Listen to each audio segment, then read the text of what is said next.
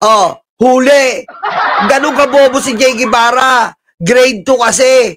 Hindi niya alam, naka-share screen siya na ganito. Abay, binuksan yung email.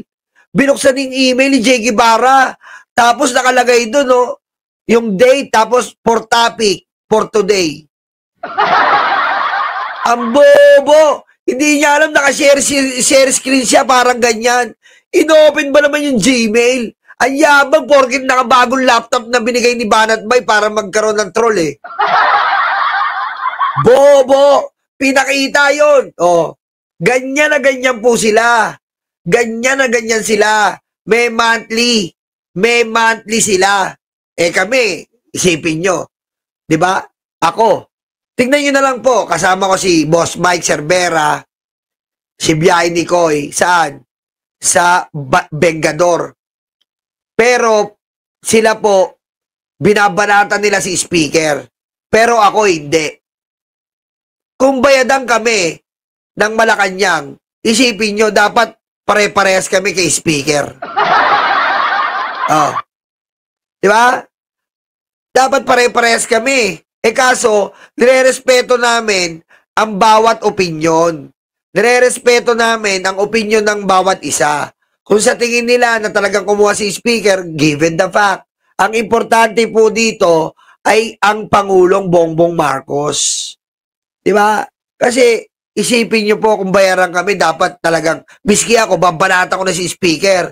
Pero ako kasi, gusto ko bang pagbigyan si speaker. Gusto ko bang pagbigyan si speaker dahil para sa akin, wala pa ako nakikita matinding ebidensya na tatayo para kay speaker. Si Gutesa, iniintay ko nga si Gutesa para makasuhan si speaker eh. Diba? Yun po yun. Diretso. Hindi na kami magdadagdag. Puro naman walang kwentang ginagawa ng mga yan. At puro kayo kabubuhan sa totoo lang. Puro kayo palpak. Ang sakit naman magsalita, madam. Masakit ba? O masakit na ang bulsa namin dito? Sa totoo lang, nag-aabono na nga ako sa Wala. sarili. Okay, tamo. Ang sakit mo magsalita, Badoy. Ha? Ang sakit mo magsalita, akala mo perfect yung ilong mo. Huwag kang ganon. Diba? Huwag kang ganon. Kung magsalita ka, akala mo perfect cone ka. Perfect ba yung ilong mo? Ha? Kumuha ka ng aspule, kita mo, kahugis yan. Yabang mo Para kasi Amy, triangulo mo ka. Pero, dahil sa kahingin nito si Madarao Wala nito. akong pakialam at problema mo yan. Napakabobo ng mga kinuha mo. Uy! Nagsasawa na rin po ako, madam. Ganito na lang. I resign. Uy! Starting today. And remind lang po kita, record din to pag-uusap natin. Shit! Pinatayan ako.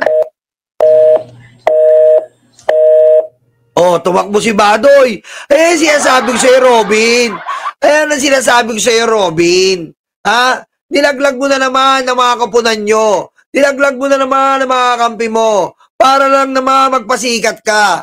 Sinasabi ko sa'yo, Robin Ayaw mo mag-ingat. Yari ka na naman. Kaya tama yung sinasabi ni Tito Sen. Anong sabi ni Tito Sen?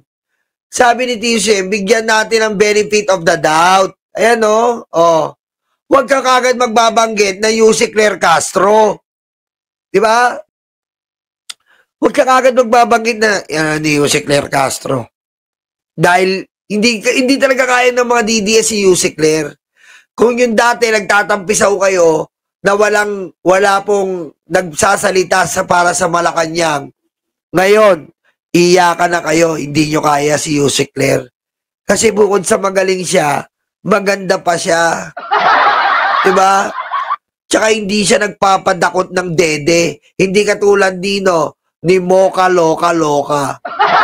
Biro mo nag-PCO kayo, nagpapadakot ng dede, nandadakma ng ethics. Yun ang PCO nyo.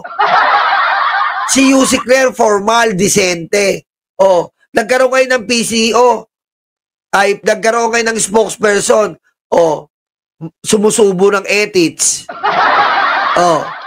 Ngayon nagtatago dahil na-stroke. Dahil hindi nakakatikim ng ethics. Yan ang mahirap sa atin Yes, Tapos i-humiliate nyo si Yusek Claire Castro na napakatalino, kagalang-galang. Hindi hindi talaga mahilig sa mga ethics na ligaw na katulad ni Roque at hindi nagpapalamas ng suso gaya ni Mocha Loca. Ganyan ang spokesperson, si Yuse Claire Castro. Napaka-katangi-tangi, kagalang-galang. Sa inyo, kabastos-bastos, kawala-walang ya eh. Okay? Kaya, yan ang pagkakaiba. Kaya, Robin, huwag ka masyadong pabida. Okay? Mayabang ka, porkit ikaw na lang matitira diyang minorye eh. Diba? Kaya mayabang to si Robin, porkit siya na lang matitira, the rest makukulong lahat eh.